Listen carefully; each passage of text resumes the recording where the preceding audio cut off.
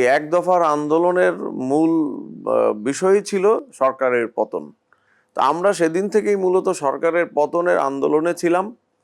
পরবর্তীতে এই আন্দোলন যখন নানা অ্যাঙ্গেল থেকে এই আন্দোলনকে ঘনীভূত করা হচ্ছিল, তখন আমরা জাতীয়তাবাদী দলের যিনি আমাদের অভিভাবক, আমাদের দলের যিনি তখন ভারপ্রাপ্ত চেয়ারম্যান জনাব তারেক রহমান, আজকে যিনি বাংলাদেশের প্রধানমন্ত্রী, তিনি আমাদেরকে একটা কৌশল অবলম্বন করতে বললেন।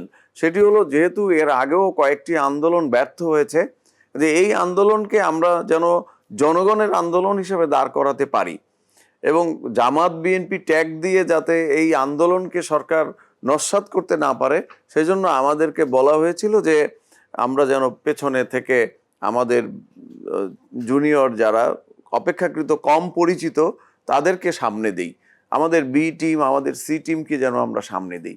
এই যে একটা কৌশল অবলম্বন করে আমরা এই আন্দোলনের মাঠকে কিন্তু আমরা পেছন থেকে, কোটা বিরোধী আন্দোলন সরকার পতনের আন্দোলনের রূপ নিয়েছে, সুতরাং এই আন্দোলনের অনেকগুলো কৌশল আমাদের অবলম্বন করতে হয়েছে।